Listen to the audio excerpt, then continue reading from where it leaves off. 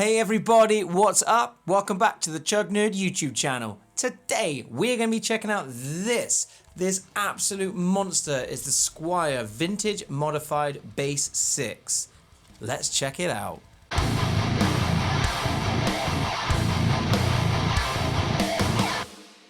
Alright, like I said, welcome back everybody. This is the Chug Nerd YouTube channel. My name is DJ. I'm a guitarist from the southwest of the UK who's been playing guitar for around about 20 years or so now. I play in a band. My band is called HollowKin. We're a modern metalcore, groove metal kind of band. I'll leave links in the description down below because I'll take any opportunity to promote us because we do amazing things. I love our music and I would love for you to give it a shot as well. So if you think it's something that you might enjoy and you love the chuggy buggy kind of noises as well, check us out. We're on Spotify and everywhere else.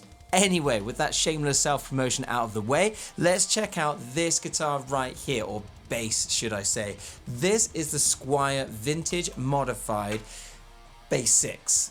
And this is now, I think, called a Classic Vibe, but this comes from the original run, which was the Vintage Modified run from a few years back.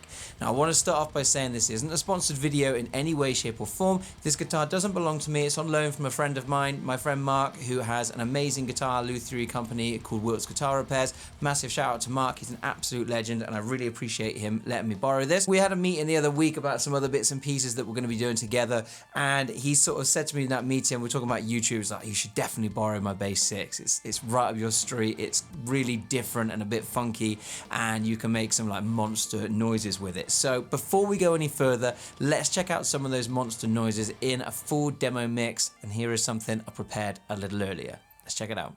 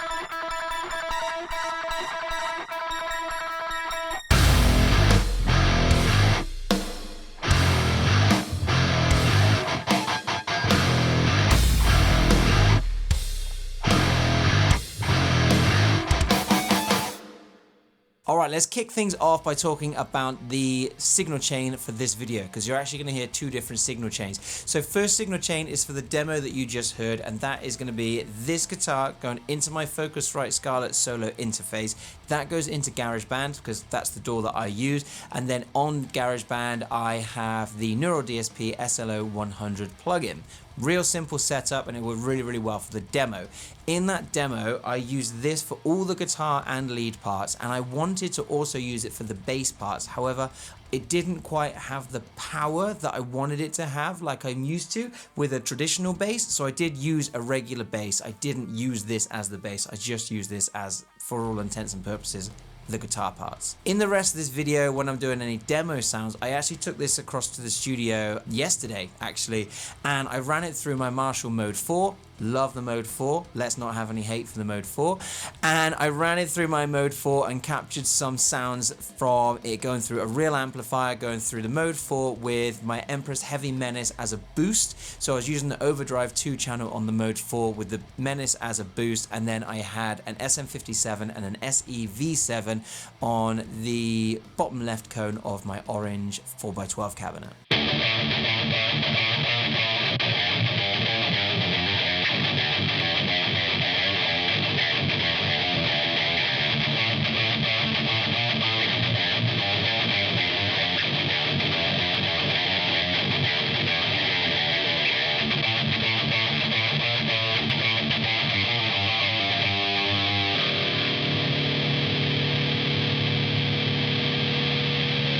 Alright, it is at this point of the video I like to have a look at some specifications and roll some fancy B-roll of the guitar. So, without further ado, this is the Squier Vintage Modified Bass 6. It has a maple C-shaped neck and a vintage tint gloss finish. We've got a 9.5 radius fingerboard with 21 narrow tool frets with pearloid block inlays. We've got a bone nut and vintage style tuning pegs, as well as a 30-inch scale length. This is currently set up in E standard, but just 1 octave lower than a standard guitar. On the bridge, we've got a 6-saddle vintage style with a non-locking floating vibrato tremolo style system, a 4-ply tortoiseshell pickguard, and we've got Fender designed Alnico single coil pickups. It's got special electronics in that it's got 2-position slide switch for bass cut or strangle, and that allows you to kind of run a low pass filter. Low pass? High pass? Low pass? It cuts all the bottom end off, essentially. So it runs it through with less bass, and that's generally what you're going to hear in this video. I will share some tones later where I switch the switch on and off. One's more bassy, one's less bassy. Seeing as I use this as a guitar, it made sense for me to kind of cut most of the bass out, so I used it with that strangle enabled. We've got a master tone and a master volume, and we have got nickel hardware across the board. And that's it. Black plastic knobs. How exciting.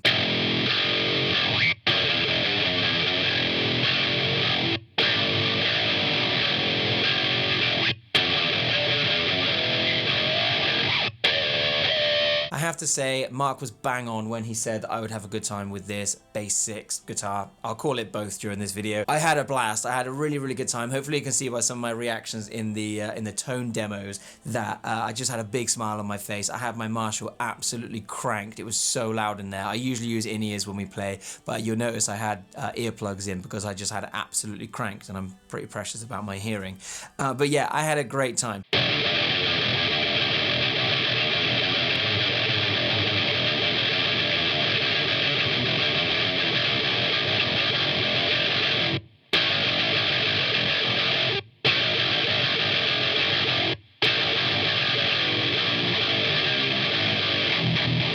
E standard on this is way lower than I would normally go. Now, I did used to play in a band where we played in drop E, so like 8-string tuning, and I didn't massively enjoy it. I like fast riffs. I'm not really like a slow, shoegazy, kind of Deftonesy, Sleep Token kind of guitarist. I tend to be more kind of riffy, kind of faster kind of riffs, and I'll demo different ones throughout this video for you so you can kind of hear. But if you listen to like HollowKin, that's my band that I mentioned earlier, you'll notice it is quite fast kind of riffing, quite metalcore-y kind of inspired, I suppose you'd say, Machine Heady, Lamb of God-y kind of stuff. And when you're in this low of a register, it just gets super duper muddy.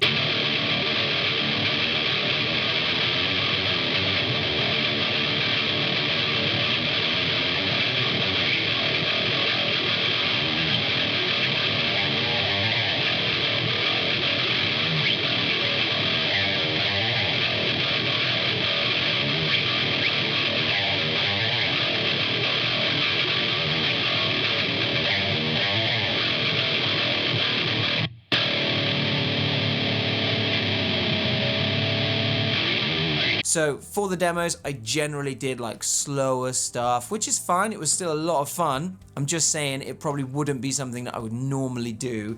I would love to get an 8-string at one point. I've got my eye on a couple of different ones, but I feel like that 8th string wouldn't become a mainstay in my playing, i.e. this tuning wouldn't become a mainstay in my playing. It's just something to dip into now and again, just for fun.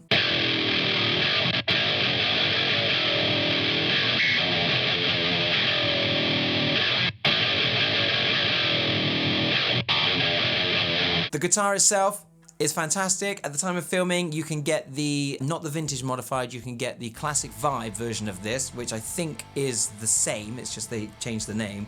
Correct me if I'm wrong in the comments section, but it seems identical, and I checked with Mark and he also agreed it seemed identical. You can get this around £399. They're not super expensive, and for what you get, they're a lot of fun. I don't really understand when there's a tremolo. They call it a vibrato bar.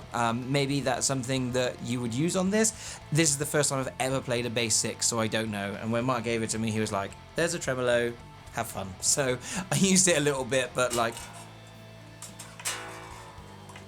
I don't really know what to do with a tremolo. I play hardtails. I'm not a fan of tremolos and Floyds and stuff. So, but for what you get for £399, I think is absolutely killer. The pickups are great. They're really noisy, but they're single coils. So what you're going to expect? So you just have to slam the noise gate up, which is why you'll notice that it's quite choppy when I'm playing in the demo videos. But for what you get, it is wicked. It's a lot of fun. Like I said, I don't think it'll be something that will be a mainstay in my playing, but it was a lot of fun to kind of experience it and have a bit of a blast on it.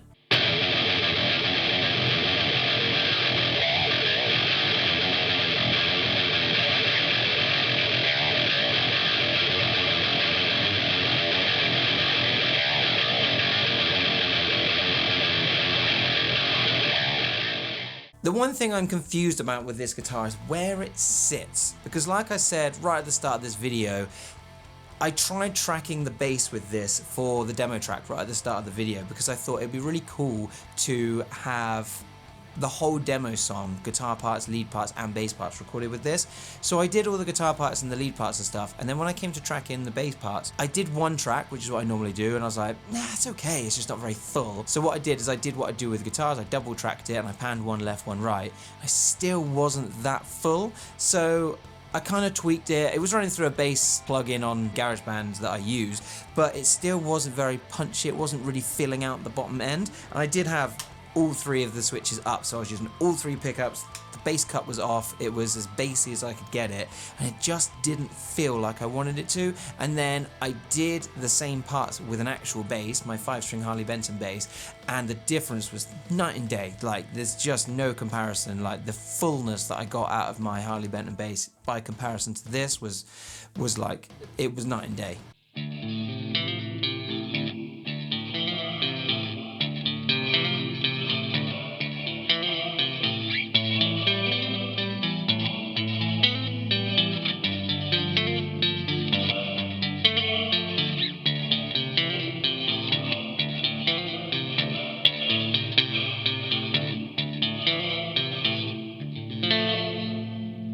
So then you could use it as a guitar, and absolutely you could. So interestingly, over the last month, we've played with two different bands that both had this exact guitar. They both had bass sixes. One of the bands used it for their bass, so their bassist was playing one of these, and the other band was using it as their guitar. In fact, both of them had one of these as their guitars, and it was just super low tuned. And both sounded great, but I feel like the band that was using it for their bass, it wasn't thick enough and heavy enough to kind of carry the bottom end for them while they were playing. That's not a knock on them, it's just my personal opinions. And the band that were using it as their guitars, it was so low, it was quite difficult to make out any kind of articulation in the notes that they were playing. And, you know, to be fair, it's kind of shoegazy kind of metal, it's kind of slower kind of stuff, and more melodic, but it just wasn't as clear as what I would like personally in my guitar. So it just kind of made me wonder where it would fit and where it would sit in a band and in a mix, because I'm not really sure if you need like a top layer of guitars, bottom layer of bass, and then something in the middle. I don't really feel like there's anything missing there, but maybe that's where it goes.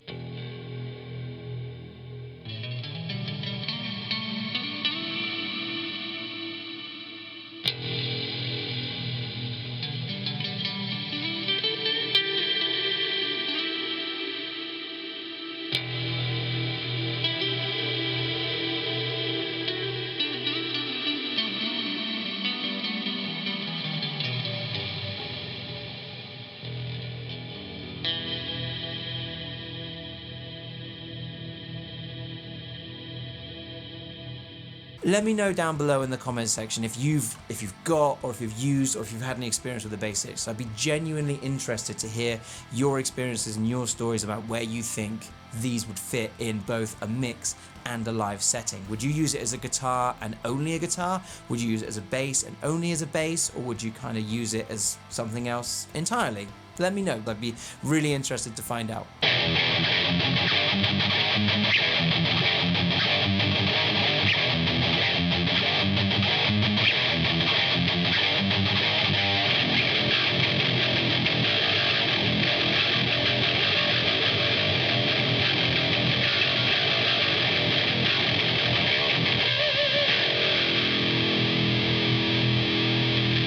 Alright, real quick, let's check out some pros and cons of this guitar.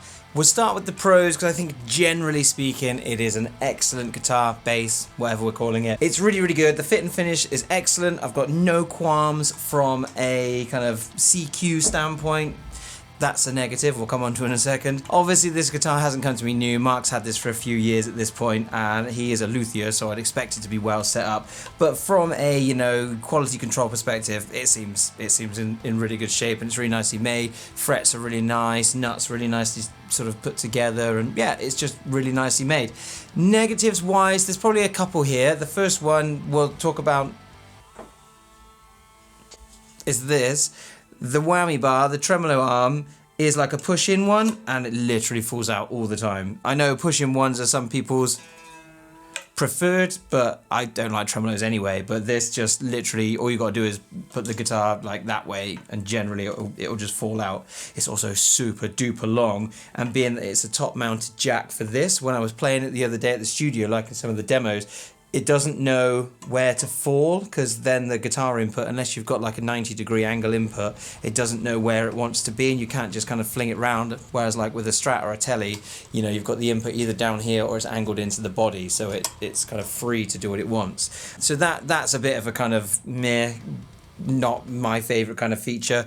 A personal preference for me is I don't like gloss necks. I mention it in every single second of my life, but I also mention it a lot on YouTube. I don't like gloss necks. This has a gloss neck, so if this was mine, I'd be getting the sandpaper out straight away, but for what we're doing with it, for the purposes of this video, it was absolutely fine. The pickups are really, really noisy, but like I mentioned, they are single coils, so you know, what do you expect? Stick a noise gate on and you're kind of away to the races. The one thing with this is the amount of sympathetic string noise is quite high, so like I mentioned, or I'm going to come to mention in this video because I haven't edited it yet, I had to clamp my noise gate on quite hard, so where I'm going to try and get this to ring in the microphone.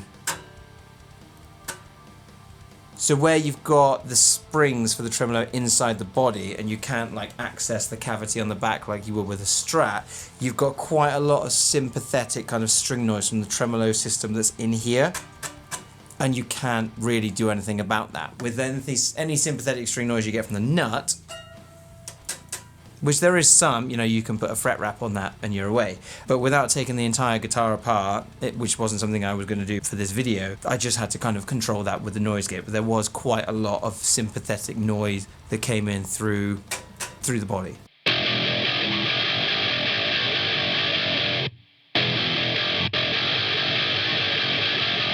I reckon that's probably everything that I've got to say about the Bass 6. I had an absolute blast with it. It genuinely was a lot of fun. It might kind of spark some new creativity in you. And for, like I said earlier in the video, for what you get for the price with this particular instrument, I think you get a lot for the money. I really enjoy Squiers. I've got a soft spot for Squiers like I do Epiphones, because I think they offer a lot of bang for the buck for players that don't want to spend £3,000 on an instrument. You know, for 400 quid you get a great instrument, and it will do everything you need it to do for as long as you need it to do it. It's very well put together, but it does have a gloss neck. Not a fan of gloss necks. Anyway, that's everything I've got for today. Like I said, let me know in the comments section down below if this is something that you've got experience with, or if you've got any thoughts or comments that you could add to kind of help me realize what these are best suited for. With that, I will leave you to enjoy the rest of your day. If you've enjoyed this video and fancy joining me on this YouTube journey, then please hit subscribe down below, drop a like on the video, and leave a comment down below. I'd massively appreciate it, and hopefully I'll catch up with you again in another video very, very soon. Take care, everybody. In a bit.